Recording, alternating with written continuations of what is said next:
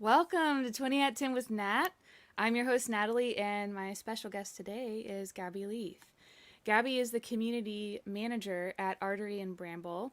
She worked at the Toronto International Film Festival as the manager of the film office. She started something called the Supper Club Cinema and also co hosts a podcast called Soft Chew, which is about ASMR content creators. Please join me in welcoming Gabby. Hello. Hi. Welcome. Thank you so much for having me. Absolutely. Thanks for joining me today. My voice is being weird. This is allergy season in Texas. Forgot to mention. Everything's in the air and I was outside for a very long time last night. So it's the one this like 3 weeks in March, April, and then like 3 weeks in like October, November are like the perfect weather weeks in Texas, South Texas. So A perfect storm for allergies. that's when the spring is when everything's blooming and like shooting out pollen into the air, and then fall is when ragweed just shoots everything out in the air. So, but I still like Texas, even though allergens are everywhere. Yeah, I feel allergy season is here. I actually always feel like it's allergy season. Okay, so like in Austin, anyways. Well, so Central South Texas has like way more allergens even than like North Texas does, because I grew up in North Texas. Um, and there, I'm used to two allergy season, like a fall and a spring. But in Austin and Central and South Texas, there's a third season in like December, January called cedar season. And it's just like you can't win. Like if it's either 100 degrees Fahrenheit or there's three different allergy seasons. And cedar's such a nice name. It's so deceiving. Have you seen videos of when cedar is releasing pollen? No. It looks like it's like a city or a landscape has been gassed. It's like this yellow haze. Whoa. And if you see a tree, it kind of releases all at once. And it's almost like someone hit the tree and like it pop, like it bursts, and it's like this yellow cloud Wow. from the tree. So then you have like these like forests of cedar that just poof, all at once, and it just Whoa. drifts over the. It's interesting to That watch. sounds scary and beautiful at the same time. Yes, scary and beautiful at the same time. That is, it's bizarre. You should Google a little video of it. Yeah, it's intense. Whoa, I'm Um, definitely going to. Anyways, thank you so much for joining me. And I was going to ask you a couple of questions right off the bat about Artery and Bramble, because most people tuning in may not know about them or what they are. So tell me about being the community manager with Artery and Bramble. And what Yeah, should someone know about both? sure. So I've been with Artery for actually pretty much exactly a year now. Okay. Um, and essentially what Artery is the headquarters are in Toronto, but we have another co-founder who's in New York. It's a community and a platform that connects artists and spaces. If you think about Airbnb, couch surfing, but for culture. So the idea of connecting people to co-create art. So maybe music in someone's living room or poetry in their backyard, empowering people to create culture together, opposed to just five organizations in a city saying what is or isn't relevant. Yeah, sort of a alternative social infrastructure, if you will. So that's what Artery is. And then when the pandemic started, obviously kind of going into people's homes, strangers, connecting in that way wasn't really what people wanted to be doing. Right. So pretty much the opposite of what people wanted to be doing at that time. Yeah, they started building Bramble in the background, and then it's really kind of grown, and we've you know been developing it for about 4 months now. We're currently in private early access, hoping to launch more publicly pretty soon.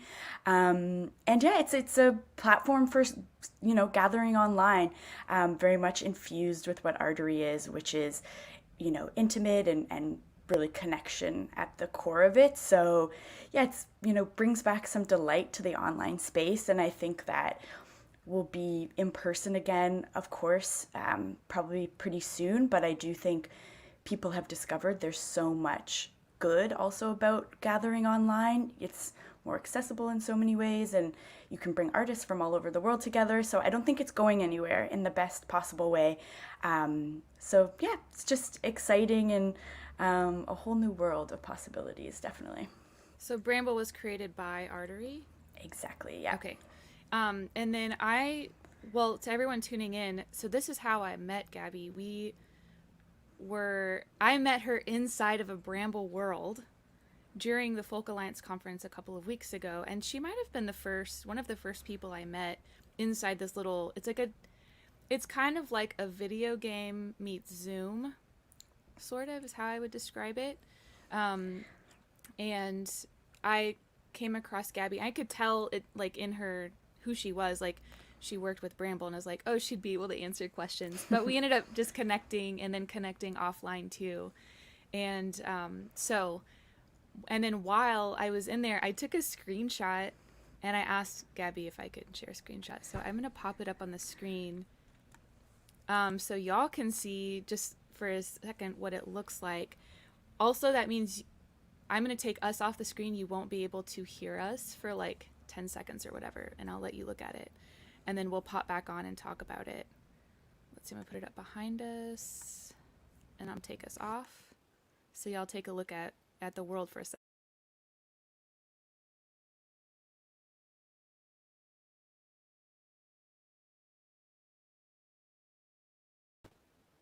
Notice the two little characters in the center. That's me and Gabby, I believe. And then notice the three squares. And there's like a random guy who looks like he's kind of ghosting in and out. I'm gonna let you look again.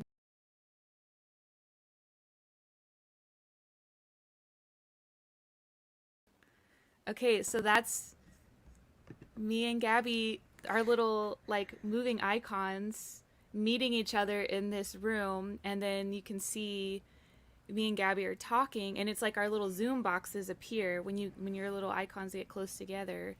Like you can actually hear each other. And like that guy who's like kind of a ghost, he's somewhere nearby, but like we were like walking away from him, so he was fading. I don't know. It's just a really cool thing. I don't know. It was a really fun experience. I wasn't sure. It sounded kind of, to be honest, a little bit hokey when I was like, it was during the session when at Folk Alliance, it was trying to mimic people running into each other in like a hotel hallway. And I feel like it did a really great, as good as we could achieve that experience through Bramble. So I thought it was really fun. And I was glad that I was ready to like just try it out and see what was happening, because it was way better than I anticipated. And yeah, so that was how we met. And I wanted to just share that little screenshot with you guys. I heard were also doing like impromptu kind of hallway concerts in Bramble, like finding corners to jam in, which I just think is so beautiful. Yeah, there was a house show concert host that I ended up in a little circle of 6 people with, because I think you can see up to 6 people in your little windows. And one lady was like, well, who has a guitar? Somebody play a song. And then all the artists were like, oh my gosh, we totally could. And so like one at a time we'd play a song, and people would wander away or come join the circle, and it was really fun. And it's not the same, but it's about as close as I've gotten in the past year. So that was a lot of fun. Yeah. Yeah, it's yeah, I think that's a good way to put it. It's not the same, but I think we can still connect and bring people together. And yeah, I mean, I met you, and it was a very organic, natural way. So I think it is still possible. Yeah, I agree. That's true. This is sort of a testimony of like it working. Yeah. Joanna's asking if that was Bev. I believe it was. Yes. And then also I just want to give a shout out. Joanna's joining us on Twitch. Brian is on Facebook, and Nick is on YouTube. Hey, everybody. Also, if you're tuning in to the show and you haven't tuned in before, go ahead and drop a comment. We can see all the comments here, and we can respond to them verbally, and I might pop one up on the screen. So say hey and where you're tuning in from. All right, I have a couple more questions for you. Okay, so what was it like working with the Toronto International Film Festival? Yeah, I was there for 6 years pretty Okay. much, and I was I had two main roles. One, I worked on the industry side, which is so the festival's in September. It's 10 days, and everyone kind of thinks of it as this public festival, which it is. All the stars come in, and we premiere all these incredible films. But there's also a huge industry component to it. So there are filmmakers, producers, distributors, commissioners coming from all over the world to do business during the Mm-hmm. festival. So about over 6,000 people, because Canada's a really good kind of meeting place between sort of the US and Europe and that kind of thing. So I worked on the team that was sort of facilitating its an unofficial marketplace, whereas Cannes has a more official marketplace. But yeah, working with all the kind of business people who come in for the festival. So I did that for a while. It was a lot of fun, very intense, very kind I'm of sure. stereotypical, like people too busy to talk to you on their cell phone, like assistants trailing behind them, and very much all the things you would think. But and then I worked on the in the film office, which was in charge of sort of all the guests who came in during the festival and year round at the Lightbox. So sort of conversations we'd have, film screenings, met lots of exciting people. And yeah, I definitely miss it, but I think working on 10 days your entire year gets pretty exhausting because it's just this Oh, I'm like sure. huge ramp up. So, but TIFF is an incredible place. And I mean, obviously the Lightbox, the venue in Toronto, has been shut for a while. So I think the city is really feeling that and missing people. And even just talking about the Folk Alliance, after a film screening, people all talk in the lobby about the film, and there's just like such a buzz. And I think we're all really missing that. So, but Yeah. yeah. Have you ever been to Toronto before? I have not. I've never Okay. been to Canada at all, actually, which is weird. I've never been to above or below either border of the US. I've been to across the pond, but Oh, yeah, nice. it's on my to-do list, of Well, you'll course, have to to come. Now you travel know with. me. That's true. I have lots of friends in Canada now, so Amazing. well, so does this mean are you kind of a film buff? Are you into films and movies and Yes, I do. I love film. I think the thing that I always loved the most about films was the exhibition side of it. Like, I got really fascinated by people coming together to watch something and sort of the power of seeing other people's stories. So I have always been really interested in like ways to watch film that are outside of cinemas, and like how it can connect people. And so film buff, I have my films I love, and I definitely follow everything. My partner, he works in film distribution, and he is a true film buff. I would say like I'm nothing compared to him and his sort of crew of people, but I love film and I love the power of it and the possibility. So, but I mean, I grew up on movies. I love films. Yeah. what would be what is the Supper Club Cinema? So Supper Club Cinema was something. So I lived in the UK for 2 years in London, and there's just such a, I don't know if that's where in Europe you had been, but there's just such an entrepreneurial spirit there. And I got really obsessed with, they have this thing called secret cinema, which is like you go to, basically it's like an immersive film experience. So usually a film I saw was Shawshank Redemption there. So basically you don't know what the film is. You just get Oh, told beforehand, like, wear this, be at this place at a time. And so I got to this old school, and then they put us in this bus with the windows black, blackened out. And then they took us to this venue that they had turned it. It sounds kind of dark, but they had turned this building into a prison. And then you arrived and you were an inmate, and then you were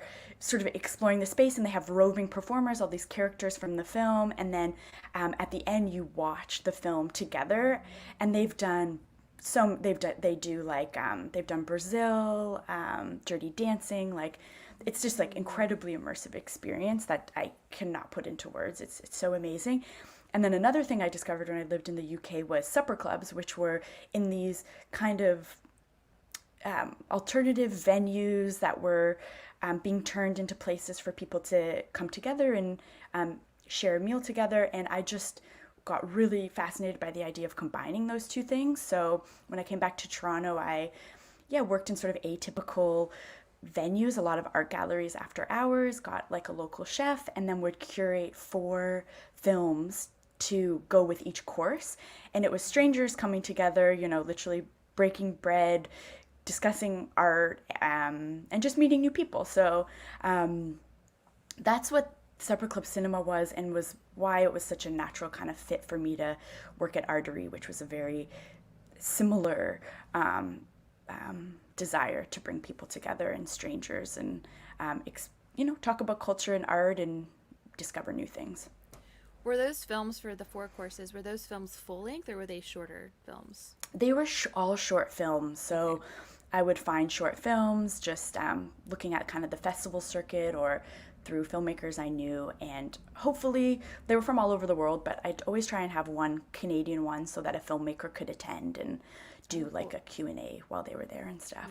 Ooh, that's fun. Yeah, I hope to do it again soon. Yeah, oh gosh. Yes, things to look forward to. I know. What kind of person, so for people tuning in who haven't heard of it, what kind of person would absolutely love your podcast, Soft Chew?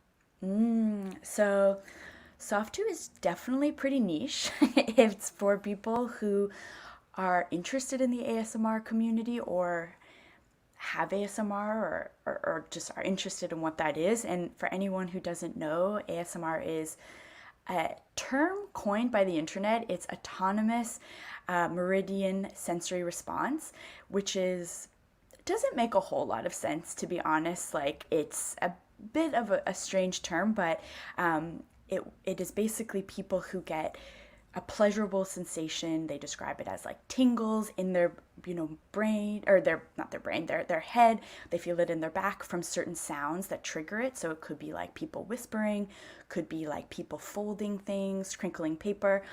And it's actually has like, it's like 10% of YouTube now, video content wise. It's like a huge thing. And people watch these videos. There's a whole kind of network of people who make them. And so the podcast isn't so much live ASMR. I don't make ASMR, but it's about the people who create the content themselves and why they create it.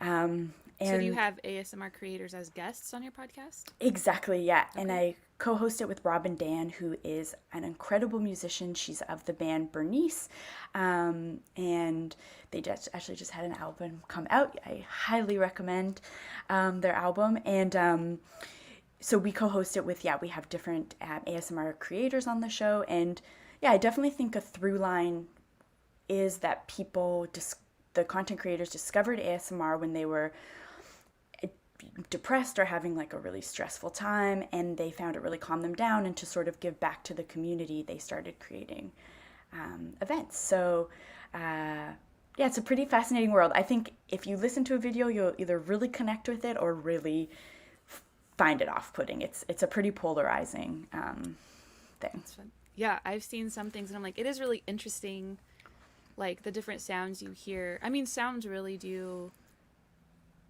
can trigger like I cannot hear like nails on a chalkboard, only because I feel it in my nails when I hear it, and it is not a great feeling.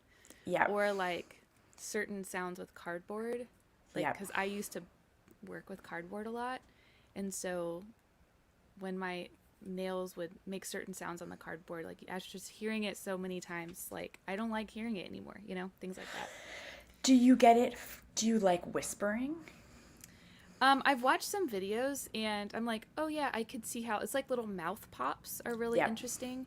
But it's funny because like in ASMR, like that's interesting, or like it sound, and I imagine like a bubble machine or like little bubbles popping, but that exists in recording too, music, like in singing, not on purpose, like you'll have a mouth bubble, like this little pop.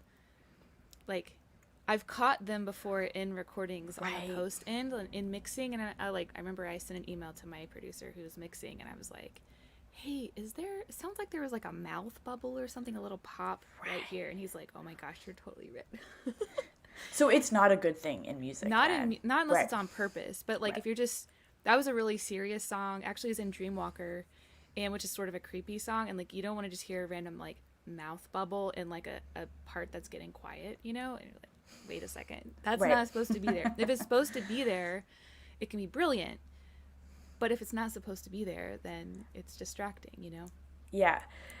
It's interesting too because I have very extreme, like certain sounds I hate. Like it makes me physically angry, but certain sounds I find on the complete end of the spectrum. So, yeah, everyone's so unique in that way. Going back to some of our comments, Brian is joining us from Missouri. Oh, cool. And then Joanna said that Bev and Joe are testing Bramble, and they hosted a house show on Monday, and that was fun. Yes, Bev. I've been talking to Bev. She discovered it through the Folk Alliance and yeah, has already been doing house concerts and is just been giving such good feedback and ideas about the platform. So, That's awesome. yeah, I'm hoping, I think she'll be doing some coming up pretty soon, actually. So, did you attend the one on Monday? I think Jojo? Joanna did. Oh, Joanna. Okay. I personally did not. I had another question for you. So, for anyone who's interested in potentially putting on some kind of like community event, is Bramble affordable? Is the cost of getting there fairly affordable for people, like doing smaller events? Yeah, so we're not publicly launched yet in that people can't sign up and get like a Bramble World yet. So pricing will be coming up pretty soon, and I think the plan is to have something also for artists, like a sort of price point for that as well. So that more to come on that, but I think that'll be in the next sort of month. So Okay, lots cool. of exciting things. We have like we've gotten some amazing press for it. We were mentioned in New York Times last week, and so we have like a wait list of thousands of people, and so we're just kind of anxiously kind of waiting to be able to put it out there a bit more fully. But we're doing or I'm in charge. One of my main roles at Bramble is programming community events right now to introduce it to people in sort of an engaging way, besides just sort of doing a demo and moving around it without people in it. So if anyone's interested in checking out a community event, connect with me. I'd love to have people there. We've got some amazing stuff coming up. And and Joanna did participate on Monday. Yeah. And another thing this afternoon. Yeah, Bev is incredible. So active and bold and trying stuff out, which is Yeah. so inspiring. Yeah. And while we were talking about it, you and I are putting on an event together. You're putting on an event, and you're inviting me to be a part of it. But it's similar to what we're doing today, in kind of a 20 at 10 feel, where I'll be interacting with another person or artist. It's not announced yet who it is.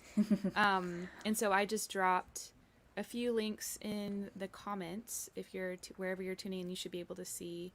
And so the link to that event is in there as well. That's the artery.is link, correct? Exactly. Yeah. And it'll be a free event. So just follow that link. It's going to be on April 5th. So we hope to see some of you there. It's going to be Natalie with a special sort of secret other performer in discussion and performing. And it's going to be nice and cozy and intimate. So I'm very excited about that. It's kind of a smaller cap, right? Like it won't be more than 30 to 40 people. Right? Exactly. Yeah. I think it'll even be 25 to 35 type of thing. Okay. So if you're interested, go sign up because space is limited. Okay. And then I was going to ask you something else. Oh, this is something I like to ask all of my guests. Is there a time or moment in your life? I usually ask often musicians early in your childhood where you had an experience where a song or a piece of music stopped you in your tracks, and you had to like keep hearing it or figure out what it was. It just was kind of an arresting, like, beautiful thing. Oh my gosh, that's such Anything a good coming to mind? question. Oh, I want to hear yours after. You know what? I would say there's a musician, he's Canadian, called Huxley Workman. It's a And cool his name. album, yeah, such a good name, Tree Full of Starling, kind of changed my life and perspective on music. It, If you drop the name in the yes, chat, then I'll copy it over to the comments. um, let me, the And also song, the artist you mentioned earlier that you oh was your yes, co-host. Bernice. Yeah. Yeah, I want to actually drop in specifically this song, which really changed my life, which was called Ice Age. I'm just going to drop it in to you now. And he just, similar to, yeah, it's kind of, he doesn't really follow a specific genre, and the songs are these like epic, they take you in such different places, and he uses so many different instruments, and a song will start and then end in a totally different way, and just really changed. I had been listening to, I love pop music, nothing against pop music, but I'd been listening to more kind of top 40 at that point, and didn't know much about music besides what made me feel good, and I love pop music, but he was the first person that really expanded my mind. And Ice Age was a song I discovered the first time I also fell in love, so it really symbolized that time for me. And then also, closely after, Deep Heartbreak. So whenever I hear that song, it's like visceral to me, and it just, not so much about the person who I was with, but just that time of like such extreme emotions. And I actually don't listen to the song. Like, it's just so emotional unless I'm like wanting an emotional journey. But yeah, it's I love his music so much, and that album, for anyone, I really suggest checking it out. It's incredibly special. It's one of my favorite albums of all time. Awesome.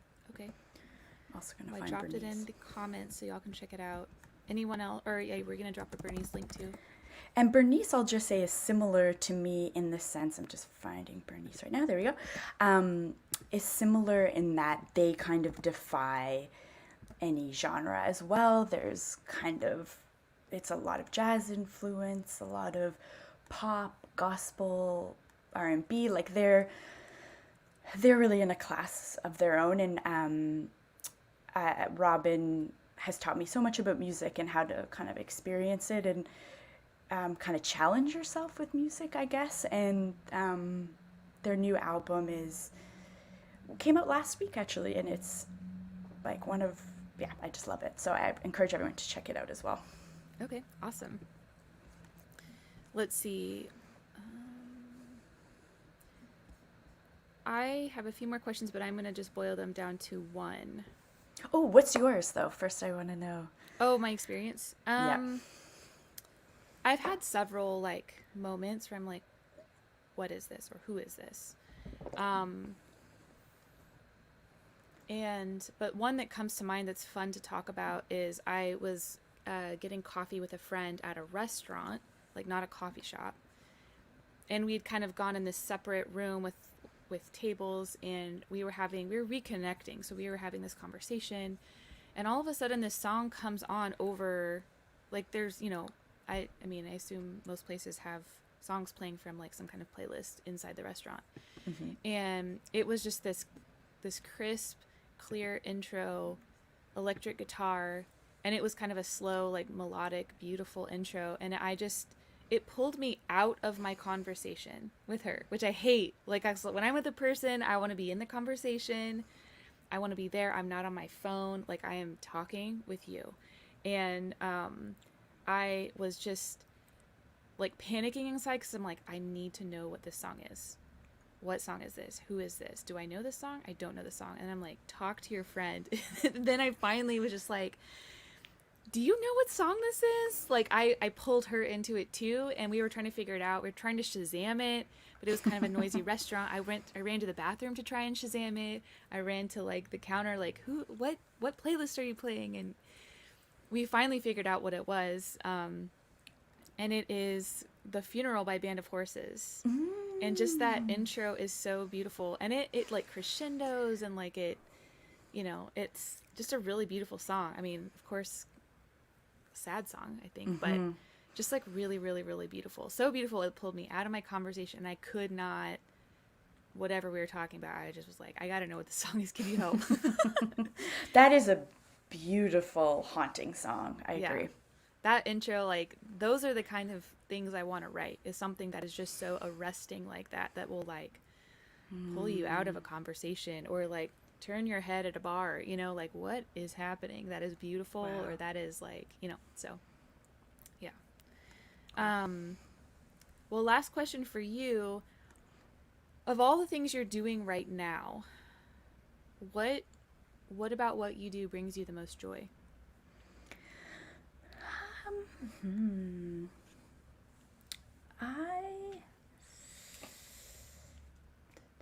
I love like just doing these community programming for Bramble, getting to reach out to artists and like have so much freedom that they let me have with curating events. Like I've done an ASMR event where we had like ASMR artists performing, and I've done, we've done lots of music stuff and comedy and just getting to connect with artists from all over the world. I've been doing a lot with Brooklyn Comedy Collective. They're an incredible organization in Brooklyn and New York who do shows and classes, and just getting to work with organizers who bring such a different vision to Bramble. I'm learning so much, and how the space can work and how to connect people online, and it's really been just so much fun and giving me a lot of purpose during this time.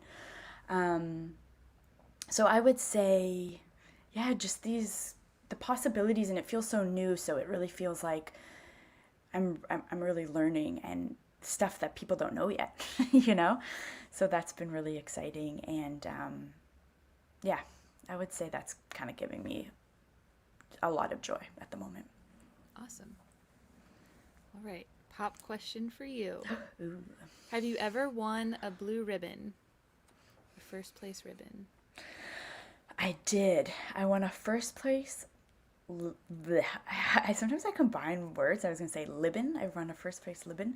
But in grade 1, won the sprint. I think it was like 60-meter sprint or something. And I was so excited. I won it the second year too in grade 2. And then grade 3, I was like, I got this in the bag. And then I didn't even place. And I guess highs are sometimes followed by lows. But I there's a photo of me holding my ribbon, and like I think my smile is just taking over my entire face. Euphoric smile of like, oh yeah. Why are those ribbons blue? Was it a blue ribbon? I know.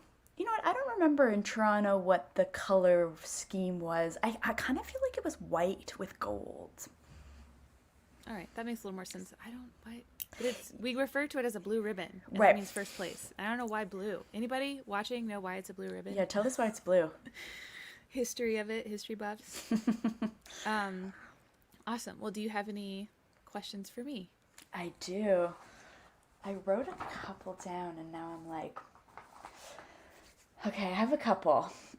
I want to know what film, kind of like your music question, but is there a film that sort of totally stopped you in your tracks or shaped you in some way?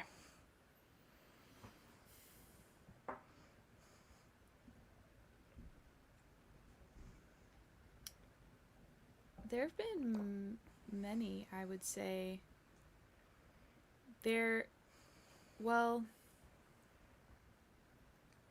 Now just like picking one. The one that I'll mention a sad one, or maybe a couple.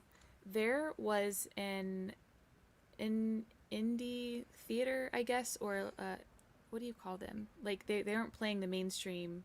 They're playing Like indie films. independent Yeah, theater. like so, and I think it was called. We have one in Austin called The Violet Crown, and in Dallas, I forgot what it was called, but it was just a really cool, vibey. It was nice. So I was afraid to go there at first because I was going in college, and I was like, I can't afford this theater. But I went with friends a couple times, and I saw one film called, I think it was Pan's Labyrinth, and it was in all in Spanish with subtitles. And I just remember how fantasy, it was both fantasy driven, but also taking place in a very real historical time. And the soundtrack, the piano, was just gorgeous. And I remember my eyes kind of being open to, oh, this is not a mainstream film. And it's also beautiful and can be this beautiful experience that not everybody has because it's not a mainstream film. It kind of felt like a secret, not secret in a bad way, but just like this special experience. Guillermo del Toro, the director Yes. of that film, he films a lot in Toronto, actually. I think he has a house in Toronto. He's Mexican, but he has a house in Toronto, I believe. And I think a lot of that film, I think some of it was filmed in Toronto. I know his recent one that got the Oscar nominations, Shape of Water, was filmed in Toronto. And an interesting fact, there's a venue used in it, which is a venue that the film festival, Toronto Film Festival, premieres lots of movies in, and they did the premiere of that film in that theater, which has this beautiful scene of that theater. So a very good choice. I have not seen the film, but I recently listened to the book. Oh. So I just saw it available, and I was like, oh, I know that won a lot of awards, so, or was nominated for lots, and so I at least know the story now. The more than that film, because of that experience and how beautiful it was, I had friends invite me to a film at the same theater, and I oftentimes like to go in completely green to a movie. All I need is for a couple, like I have a couple friends that pretty much if they recommend a movie, I'll go see it. Or if they invite me to a movie, I'll go see it.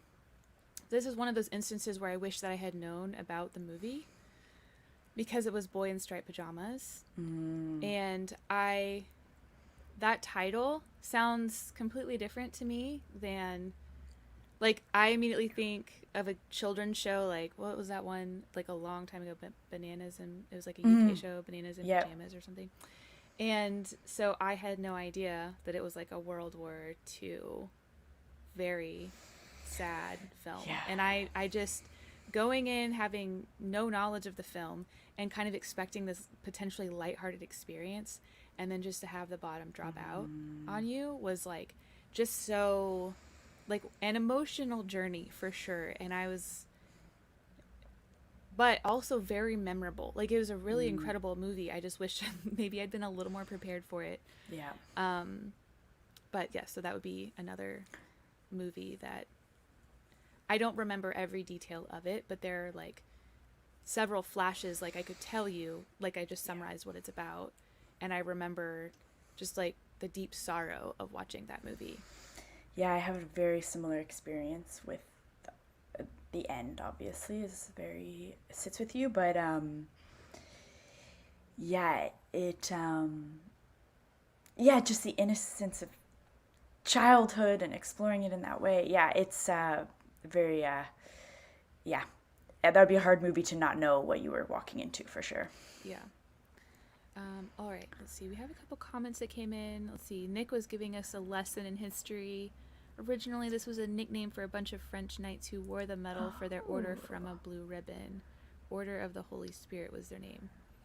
That almost sounds like a joke somehow, or like a Monty Python reference. Right. Brian mentioned art house. I'm not sure. Art house cinema. Yeah. Oh, okay. Sort of like, not the mainstream as much. And Gilda says something about first place ribbons being red. Yes, Gilda. Gilda's my dear, dear, dear, dear, dear friend in Awesome. Toronto. Well, Toronto and Guelph. Nice. All right, I'll make myself answer a little question. Have I ever been a camp counselor? Actually, I worked at a Christian camp in Texas. It's how I got down to Austin originally, an outdoor camp a long time ago. And I didn't even know that Austin was a music town. That's how far under a rock that I lived at the time.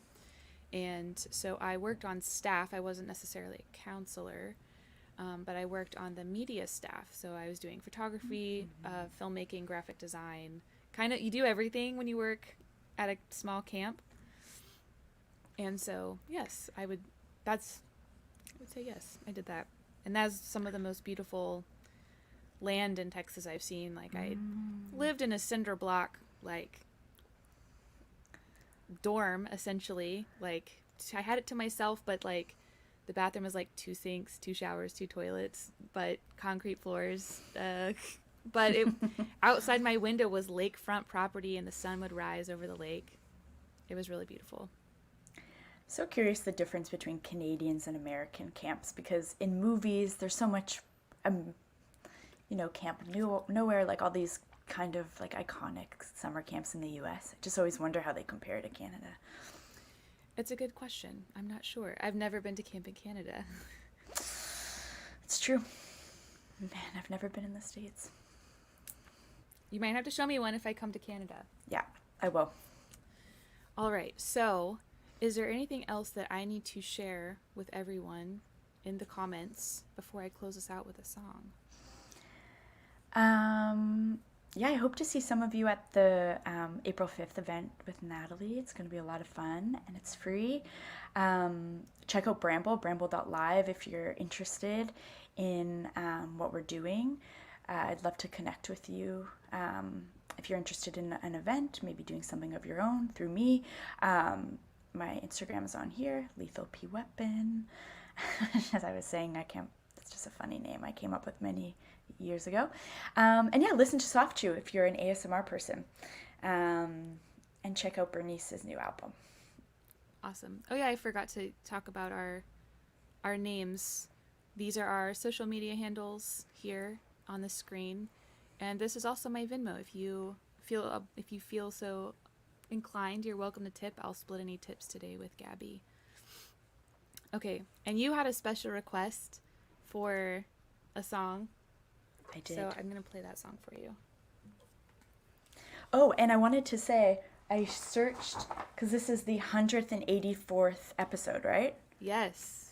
And I did a quick search, not sure how reliable these are, but that number signifies release.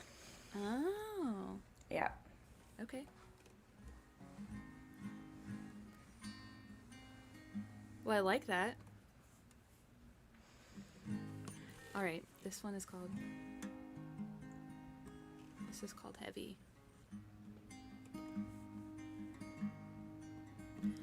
Take off that mask you're wearing.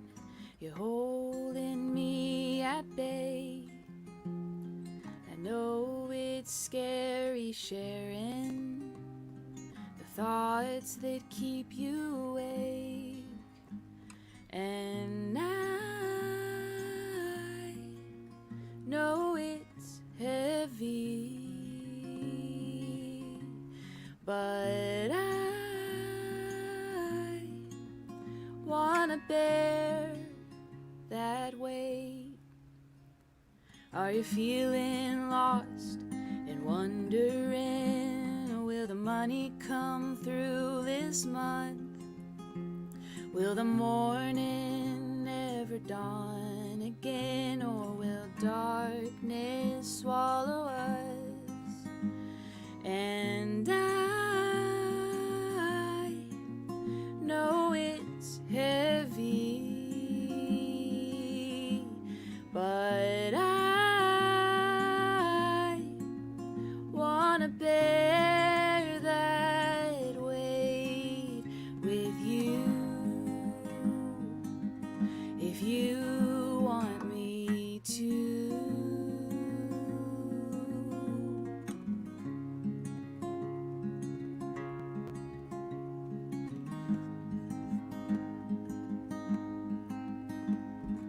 I know you're thinking things in that head of yours. But I wanna know if we're thinking the same things. But I'll never know if you never say a word. If I say it again, will you finally hear me? That I know it's heavy, but I wanna bear that weight with you, if you want me to, with you.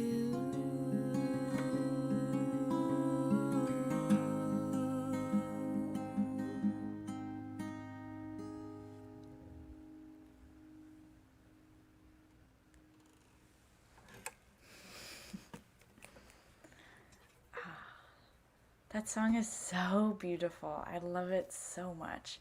Thank you. It's so good. It was a song written just after lockdown, like in April of last year. And written for a friend that kind of went dark on me that I was a little bit worried about.